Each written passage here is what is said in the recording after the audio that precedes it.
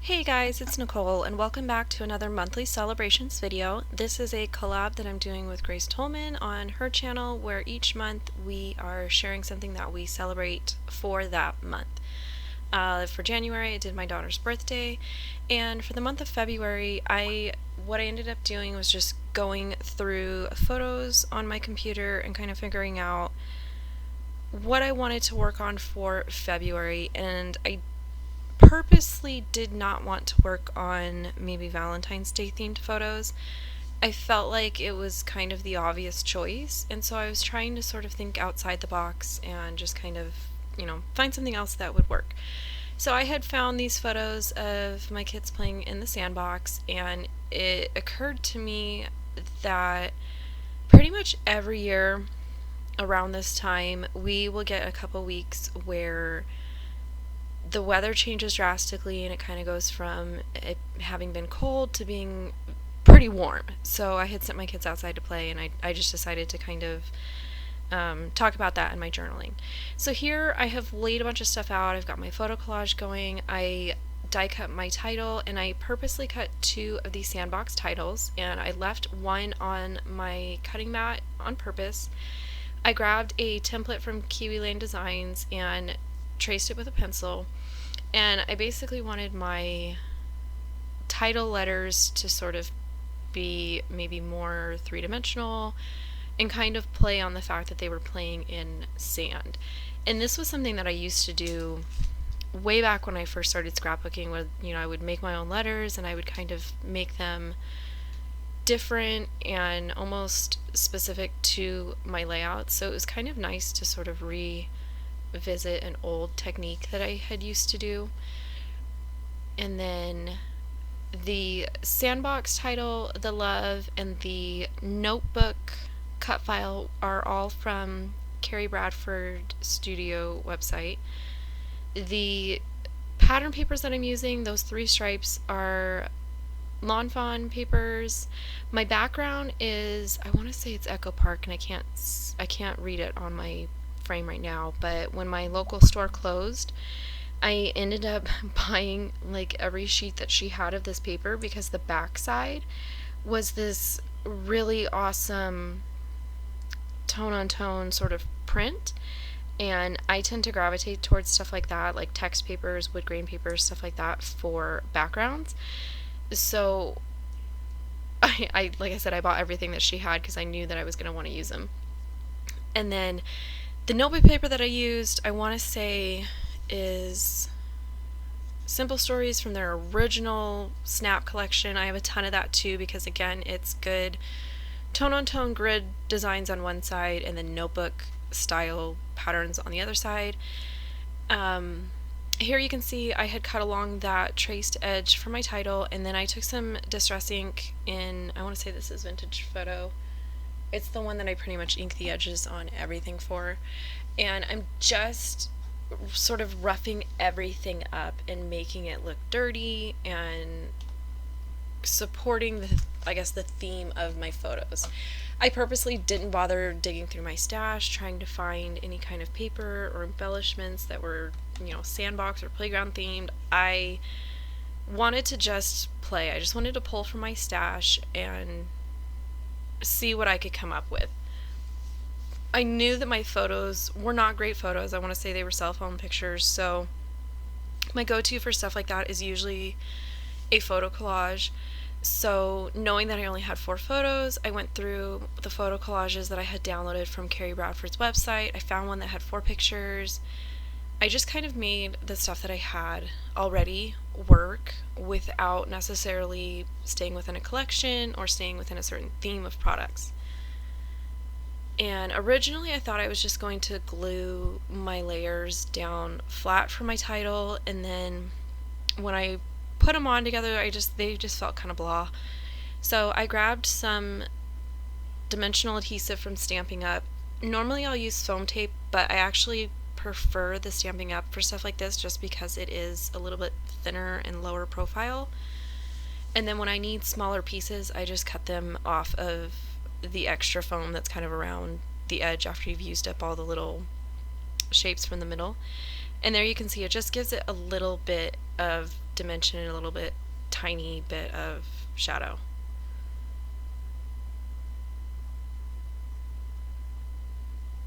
And I'm gonna pretty much do that for all of them. And I did, you'll see here in a second, I did end up cutting, actually it's a couple frames ahead, I ended up cutting the same die cuts in black cardstock as well to kind of give it the offset shadow look too. And it just really kind of added that last little bit that I felt like it needed to kind of stand out on the page and just kind of be present. This was one of the Simple Story snap papers. On the back side they have all these cute little calendars, so I cut out the month of February, and then I took a Lawn Fawn stamp set. It's an alphabet stamp set, I can't think of what name it is. I took the numbers from it to stamp the date, and I'm using Mama Elephant inks. The blue one in particular is Fresh Mint, if anybody wanted to know that, in case you have those inks. And then here you can see my ink swatches, because I was trying to find colors that were going to match the 3 strips that I cut for the bottom of my layout. And I added a little heart from another stamp set in Mojito from Mama Elephant as well. And this die cut here is also from Carrie Bradford, and later on I'm going to end up having to recut it from the vellum. I went through, measured my strips, figured out how much space I had on the bottom, got those cut even, and then it didn't even dawn on me that I needed to resize my cutting file. And in the end I ended up just trimming down here. Here's where I figured out that I didn't plan ahead like I thought I did. So I'm just going to trim new strips that are going to be the width of those little dots. And you can't really see the dots necessarily in my still photos, like they don't show up as well, but in real life it just adds like an additional layer that's sort of soft, and it's just another kind of something there. And I decided that I would kind of shift everything paper-wise over to the right so that you can still see some of that text background underneath the photo collage, and just kind of not have everything, you know, maybe aligned to the left or to the right, just kind of have it being different based on, you know, what it was. So I got my photos to the left, got my papers to the right, everything else is kind of in the middle.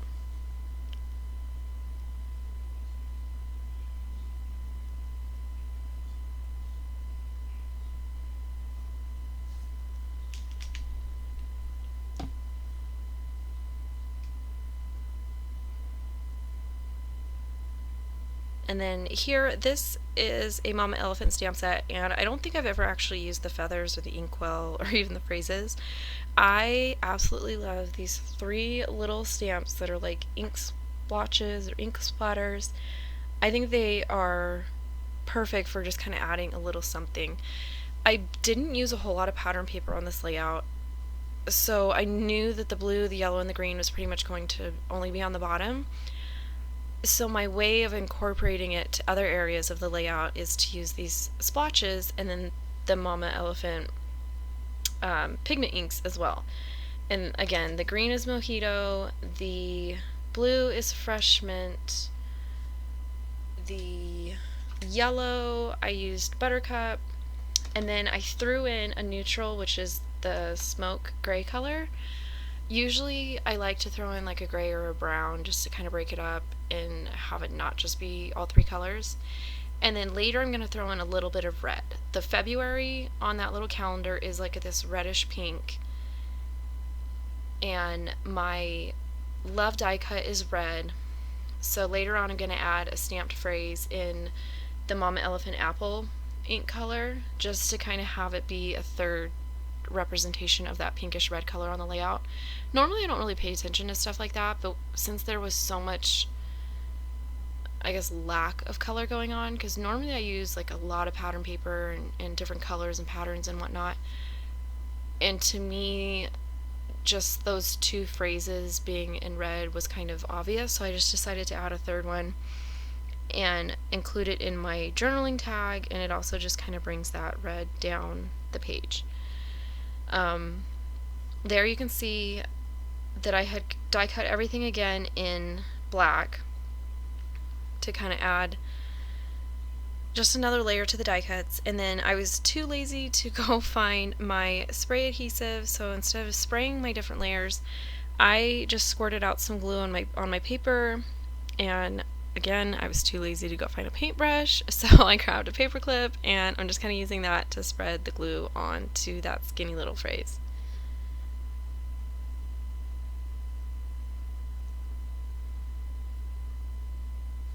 And then from here, I pretty much had everything kind of done. I just needed to start committing and getting everything adhered to the page. And since I'm switching between colors and those same 3 little ink splatters, I'm trying to remember to clean them pretty good between stamps, mostly because the Mama Elephant inks are pigment, and when you stamp into them, they kind of ooze out on the edges of your stamps, so I wanted to make sure I cleaned them, so pretty much when I went back in to ink a different color, I wasn't going to keep transferring ink from one to the other.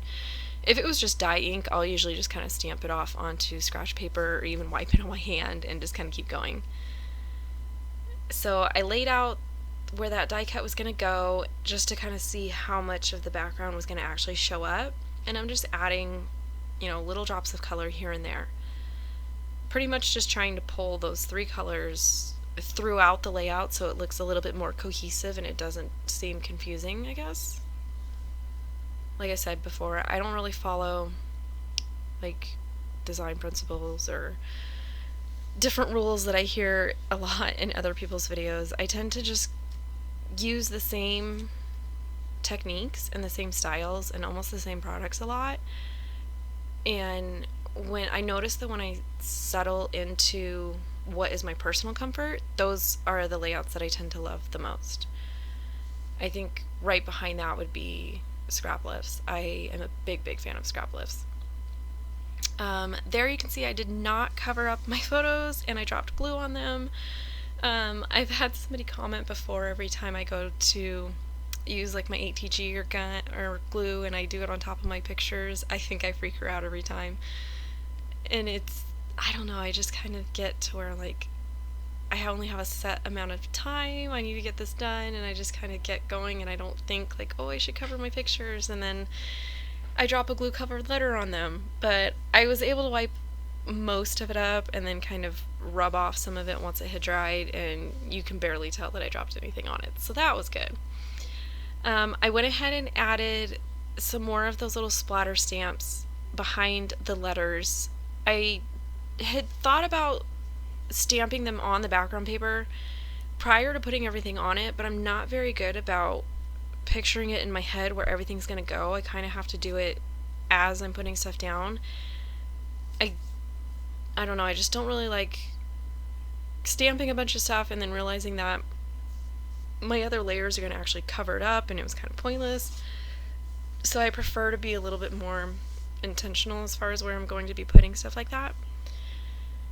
And then because I had added those foam dimensional things behind one of the layers of the Sandbox title, and my love title is going to sort of straddle the X and the background paper, I'm going to put liquid adhesive kind of on the O and the V and the E, and then where that L is sort of hanging over, I'm putting little pieces of foam tape behind it so that everything's kind of on the same plane, I guess.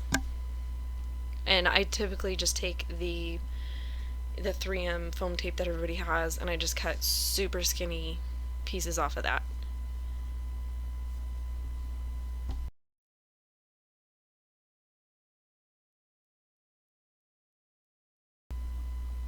I grabbed this green striped scrap that was left over from when I trimmed down the stripes at the bottom, and I decided that I was going to sort of cap the top of my page with that, and then grab one of those super old Doodlebug trims. I don't even think you can buy these things anymore. I bought them in every single color, but I just grabbed the white basic scallop one, and it was already sort of the perfect width to go ahead and layer with this green striped piece, and it just kind of brings a little bit more color to the top, a little more interest to the top. And then I stapled some little tiny Tim Holtz staples on the ends, again just to kind of dress it up a little bit. Here I ran that die cut through my printer, and you can see that little blob of black ink that I was pretty irritated about. All of my test prints came out fine, no blobs of ink anywhere, and then I go run that through and I get a blob of ink, and I probably could have trimmed it off, but it was already sized right for that spot in my layout, so I just decided to work around it. Here is where I added that phrase. It's from a really old Allie Edwards stamp, and again I just went with that red Mama Elephant ink to incorporate some more of that red. And then I grabbed this stamp from Carrie Bradford, and it just says "Love These People of Mine," and I can't remember which stamp set this is from, and she doesn't put the name of it on the actual stamp set, so I'm not sure which one that is. And again, I used the Fresh Mint from Mom Elephant to put that on there. And then I decided that I wanted to add just a little bit of texture to it, and my go-to for that, I don't really like bulky ribbon. I have a hard time working with it. I have a hard time sort of tying it and getting it to look nice. I tried some natural like hemp cord, and it was just too stiff. I couldn't get it to work, so I just kind of went with my go-to, which is just crochet thread, and I couldn't find the white, so I just grabbed my green. And I just wrapped it around a couple of times, stapled it, and then tied it in a little bow.